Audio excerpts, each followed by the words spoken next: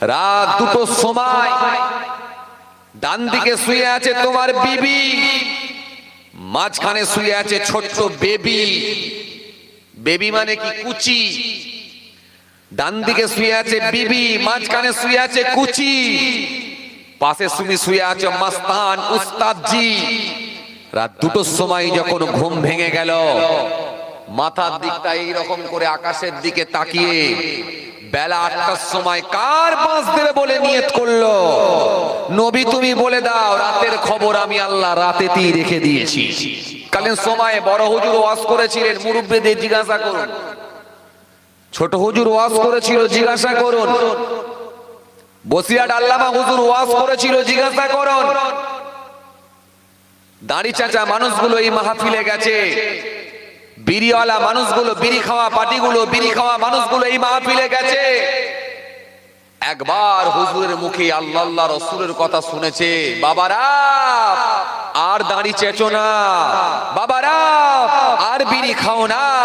সেই মানুষগুলো এইরকম রসুলুল্লাহর মাহফিলে বসে বসে আল্লাহর সঙ্গে প্রতিশ্রুতি দিয়ে অঙ্গীকার করে সেই মানুষগুলো যাবার সময় ওই বিড়ির ব্যান্ডেলটা ভেঙে পুকুরের পাড়েতে ছুঁড়ে দিয়ে ওই নদীর ঘাটেতে ফেলে দিয়ে তওবা করে যখন বাড়িতে গেল, সেই মানুষগুলোই পরবর্তীকালে আল্লাহর ওলি হয়ে গেছে। যদি জিজ্ঞাসা করি, চাচা আপনি কতদিন ওয়াজ শুনছেন? 40 বছর। বুক ফুলিয়ে বলছে 40 বছর। তো মুখে দাড়ি গজাই না কেন এখনো? বলে ওটা হয় না। আজ যদি জিজ্ঞাসা করি, ভাই আপনি কতদিন ওয়াজ শুনছেন? 15 বছর ওয়াজ শুনছি। এখনো এক ওয়াক্ত নামাজ ধরেছেন? বলে ওটা হয় না। দোয়া করেন, দোয়া করেন, হবে। 40 বছর ওয়াজ শুনে যদি এখনো দাড়ি না গজায়, তো কোন হুজুরের দোয়ালি তার বাকি আছে ভাই? আমার মনে হয় পৃথিবীর জমিনে ওর মুখে আর দাড়ি গজাবে না। কবরে যখন ঢুকবে একসঙ্গে ঘাসও গজাবে, দাড়িও গজাবে। অনেক চাচারা বুড়ো বয়সে রাখে, আবার কিছু বুড়ো লোক আছে এত বদমাশ, তারা বুড়ো বয়সে রাখে না। আবার দাড়ি কাটতে গেলে বলে ফর্ম দিয়ে মার। 65 বছরের বুড়ো এখনো বলে ফর্ম দিয়ে মার। ইসলাম ধর্মটা যদি আপনি একটু বুঝতেন, এ ধর্মকে নিয়ে যদি একবার ভাবতেন, ইসলাম ধর্মের গভীরতা যদি আপনি জানতেন, এ সার্কেল যদি বুঝতেন, যদি দূরদৃষ্টি সম্পূর্ণ মানুষ হতেন, আপনি কখনো ইসলাম বহির্ভূত কাজগুলো করতে পারতেন না। পৃথিবীর দিকে যদি তাকানো হয়, গোটা পৃথিবীর দিকে তাকান, পাশ্চাত্য দেশের দিকে তাকান, America, Britain, France, London, German, Japan, যাই বলেন না কেন, পৃথিবী বিখ্যাত মানুষ যারা, হায়ার এডুকেটেড মানুষ যারা, তারা ইসলামের ছত্র ছায়া এসে আমার নবীকে, প্রফেট মুহাম্মদ সাল্লাল্লাহু আলাইহি ওয়াসাল্লামকে মহামানব বলে মেনে নিয়ে তারা ইসলামের ঝান্ডা ধরে কালেমা পড়ে ঈমান কবুল করছে। তারা মেনে নিতে বাধ্য হয়েছে মুহাম্মদ সাল্লাল্লাহু আলাইহি ওয়াসাল্লাম has been the most practical and most successful of all prophets। এটা মেনে নিতে বাধ্য হয়েছে। কিন্তু বড় দুঃখের বিষয়, আমরা সেই নবীকে চিনলাম না,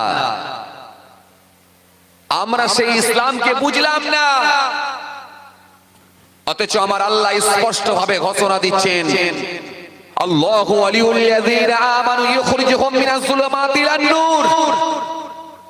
আল্লাহ ডাইরেক্ট ঘোষণা দিচ্ছেন, বান্দা শোন, আমি আল্লাহ ঈমানদারদের বন্ধু, কারণ তাদেরকে আমি আল্লাহ আলোতে নিয়ে এসেছি, আলোতে বানিয়েছি।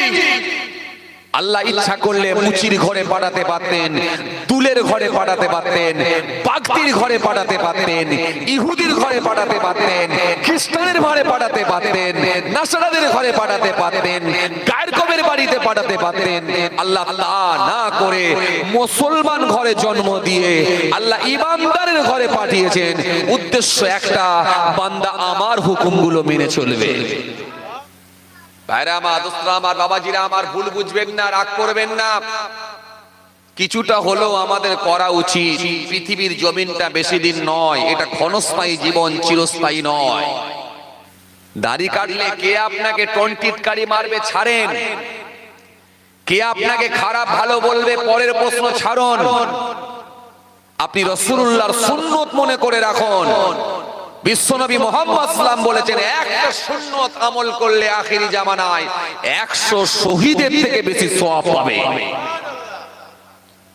আল্লাহর জন্য যারা নিজেদের জীবনগুলোকে উৎসর্গ করে দিয়েছে, আল্লাহর জন্য যারা নিজেদের জীবনগুলোকে বিসর্জন দিয়েছেন, নবীর জন্য যারা নিজেদের জীবনগুলোকে বিলিয়ে দিয়েছেন, আল্লাহর জন্য নিজেদের জীবনগুলোকে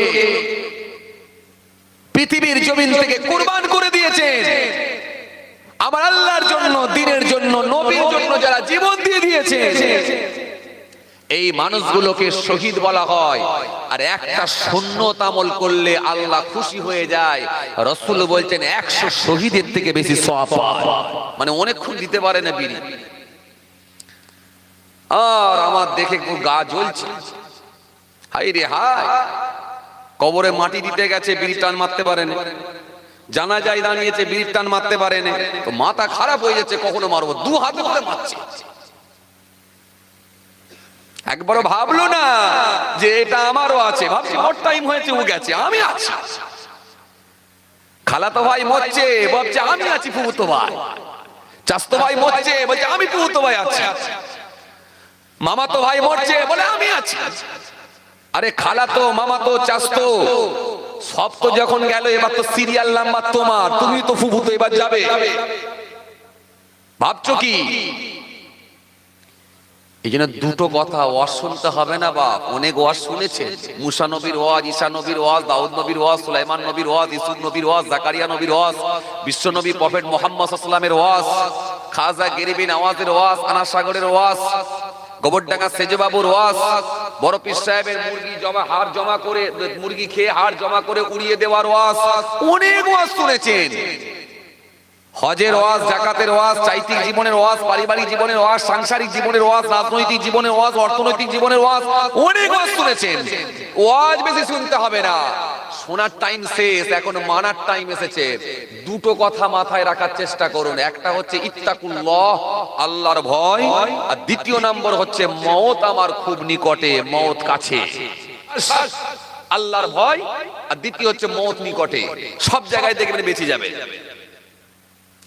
আর যদি মনে করেন সবাই মরবে, আমি মরবো না, তাহলে সব রকমের পাপের দিকে আপনি অগ্রসর হতে পারবেন।